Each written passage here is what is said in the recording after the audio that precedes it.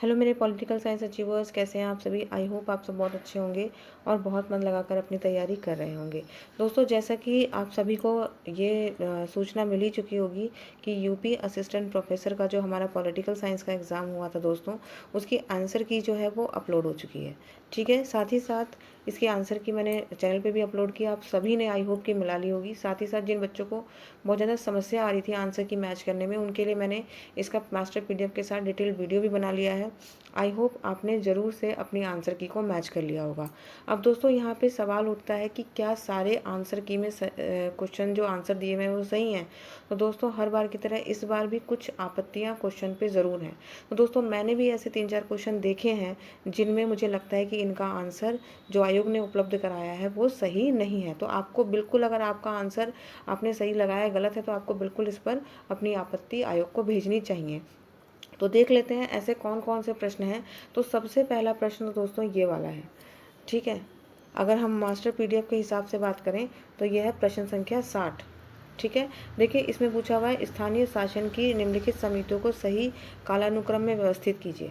ठीक है, ये समितियां दी हुई हैं और यहाँ पे इन्हें कालानुक्रम में व्यवस्थित करने के लिए कहा गया है। अब अगर हम इन समितियों का ईयर निकालें तो अशोक मेहता समिति हमें 1977 की दिखती है। उसके बाद एमएल सिंधिवी समिति जो है वो हमें 1986 की दिखती है। ठीक है, उसके बाद जो जीवी के राव समिति है वो हमें 1985 की दिखती है। और पी के थुंगन समिति जो है वो 1989 की मिलती है। ठीक है, इस हिसाब से अगर हम इनका क्रम लगाएं, ठीक है, अगर हम इस हिसाब से इनका क्रम लगाएं तो सबसे पहले हमें अशोक मेहता समिति को लगाना होगा। तो इसमें भी दिया है, इसमें भी दिया है, इसमें भी दिया है। ठीक है, अब हमें दूसरे नंबर पे चुनना होगा, तो हम चुनेंगे किसे, जीवी के राव समिति को, यानी कि थर्ड ऑप्शन को। ठीक है, यानी कि हम यहाँ पे थर्ड ऑप्शन को चुनेंगे, यानी कि इसे चुनेंगे और इस प्रकार हमारा जो उत्तर हो जाएगा ये सही हो जाएगा। फिर तीसरे नंबर पर हम एमएल सिंधिवी समिति को रखेंगे और चौथे नंबर पर हम पी के थुंगन समिति को रखेंगे। इसके अनुसार हमारा आंसर ये सही होना चाहिए।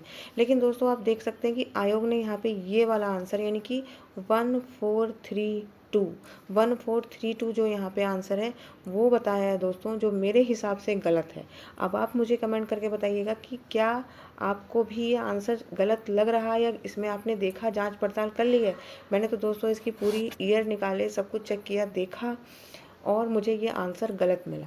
ठीक है, आप मुझे इसके बारे में बताइएगा कि क्या है, और अगर आप भी इसे गलत पाते हैं तो 100% इसे चैलेंज कीजिए।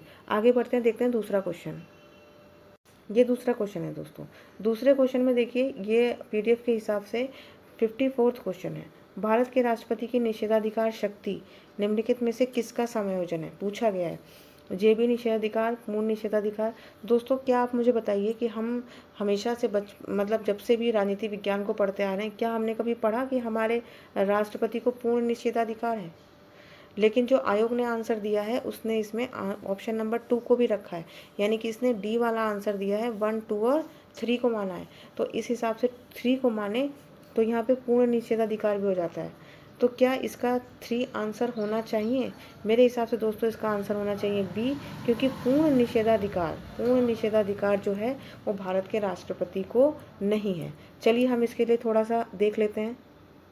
देखिए दोस्तों, मैंने कुछ किताबों को भी देखा, साथ ही साथ मैंने जब इसको गूगल भी किया तब भी मैंने देखा कि राष्ट्रपति के पास पूर्ण वीटो की शक्ति तो नहीं है। राष्ट्रपति के पास पूर्ण वीटो की शक्ति नहीं है।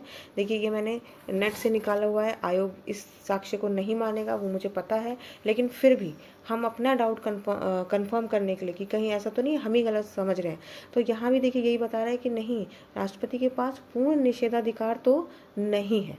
ठीक है, तो इस तरीके से दोस्तों जो ये आयोग ने आंसर प्रोवाइड कराया हुआ है, इसका जो आयोग ने इसका आंसर बताया हुआ है, एक मिनट थोड़ा छोटा कर लेते हैं इसको, हाँ और छोटा करना पड़ेगा ताकि हमें इसका आयोग द्वारा दिया हुआ आंसर भी दिखे। ठीक है, तो जो आयोग ने हमें ये आंसर दिया हुआ है 1, 2 और 3, मेरे हिसाब से ये आंसर सही नहीं इसी प्रकार से दोस्तों जो फर्स्ट पेपर था जीएस वाला प्रश्न, वहाँ पे दोस्तों मुझे इस प्रश्न में थोड़ा सा डाउट है।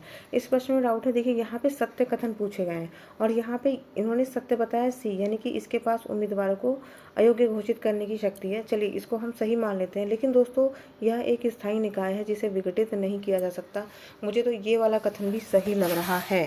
तो दोस्तों इस हिसाब से तो मुझे ये क्वेश्चन भी थोड़ा सा डाउटफुल लग रहा है कि या तो इसमें ये दोनों ही ऑप्शन सही हैं या इसमें कुछ डाउट है। दोस्तों आपको इस क्वेश्चन में क्या लग रहा है, मुझे ये ज़रूर बताइएगा। तो इस हिसाब से दोस्तों मुझे ये क्वेश्चन जो थे लग रहे थे थोड़ा सा कि इनमें जो है वो चैलेंज किया जाना चाहिए। तो दोस्तों अगर आपके भी ये क्वेश्चन गलत हो गए हैं, जब आंसर की के हिसाब से आप सही करके आए हैं, तो एक बार ज़रूर कोशिश कीजिएगा कि आप इन्हें चैलेंज कीजिए दोस्तों।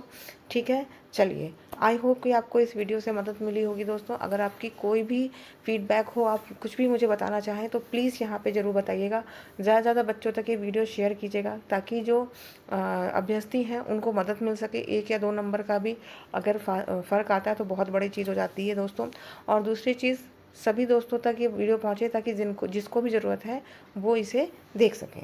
ठीक है, चलिए दोस्तों अगर आपको मेरा प्रयास अच्छा लगा हो तो वीडियो को लाइक कीजिएगा, चैनल को सब्सक्राइब कीजिएगा। चलिए नमस्कार दोस्तों।